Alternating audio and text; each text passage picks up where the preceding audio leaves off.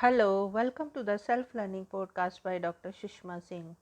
Let us start discussion on Unit 28, Theories of Origin of Caste System. It is perhaps true that the most frequently mentioned peculiarity of the traditional Hindu society is the institution of caste, or as it more frequently called, the caste system. The origin of caste is a subject which has given rise to a great deal of speculation. The Indian caste system, which is an age-old institution, even to it there is no unanimity with regards to its origin.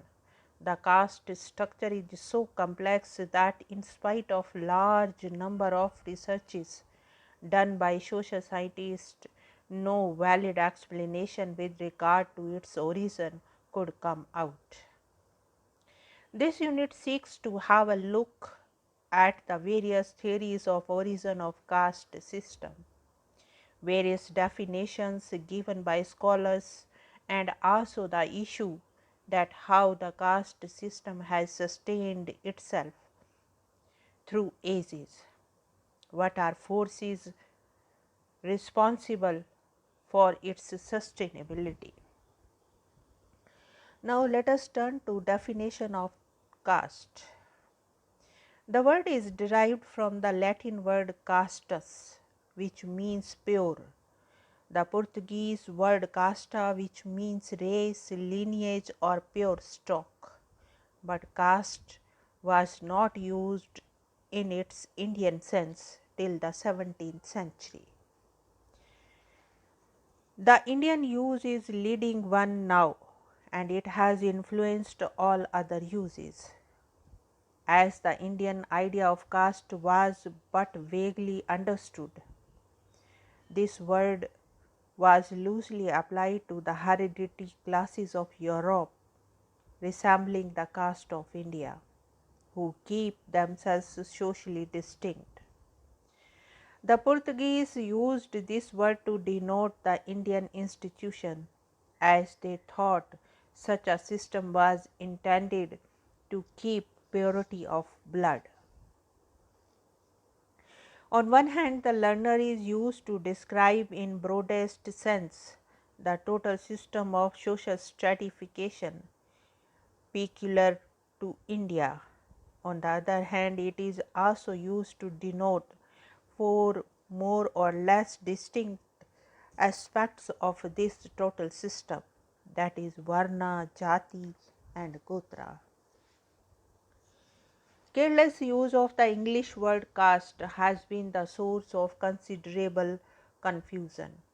Manu distinctly says that there are only four Varnas, Brahman, Kshatriya, Vaishya and Shudra, and there is no fifth Varna, while he admits of over 50 jatis. Varna, according to Manu, are four divisions into which the castes are grouped. But later scholar points out that the even Manu confuses jati and varna. The confusion is due to the fact that the Brahman can be called both a varna and jati. According to Rishle, a caste may be defined as the collection of families or groups of families bearing a common name, claiming common descent from a mythical ancestor, human or divine, professing to follow the same hereditary calling, and regarded by those who are competent to give opinions as forming a single homogeneous community. The name generally denotes or is associated with a specific occupation. A caste is almost invariably endogamous in the sense that a member of it, the large circle denoted by the common name, may not marry outside that circle, but within the circle There are usually a number of smaller circles, each of which is also endogamous. Ketkar defines a caste as a social group having two characteristics. Membership is confined to those who are born of members and includes all persons so born.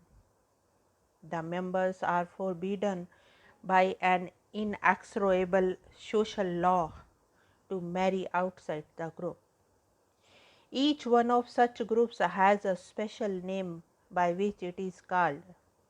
Several of such small aggregates are grouped together under a common name, which these larger groups are built, but subdivisions of groups still larger which have independent names.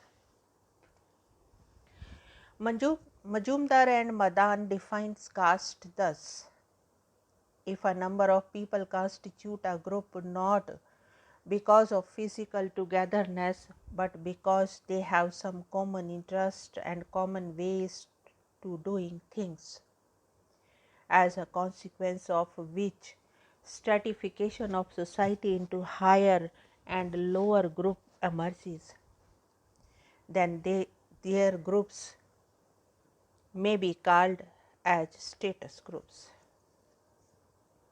If a status group is open to entry, that is, if anybody can come its member by fulfilling certain prerequisite conditions, like obtaining a degree or paying an admission fees or earning a particular income, then the status group may be called a class.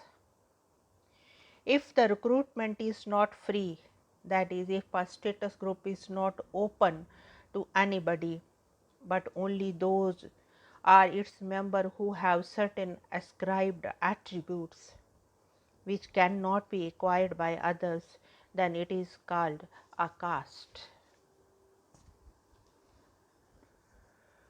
Bogle, the French writer, concludes that the caste system divides the whole society into a large number of hereditary groups, distinguished from one another and connected together by three characteristics: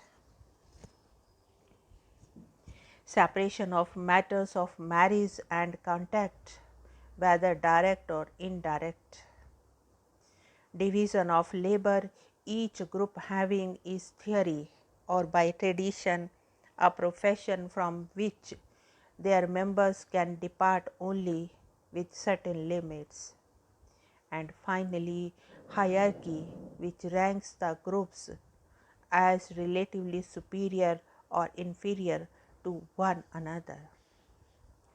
This definition indicates the main characteristics of the system. Like the numerous definitions given by various scholars since decades, there are numerous theories of origin of caste system. Now let us wind up the session and take rest. Thank you very much for engaging yourself with the self-learning podcast.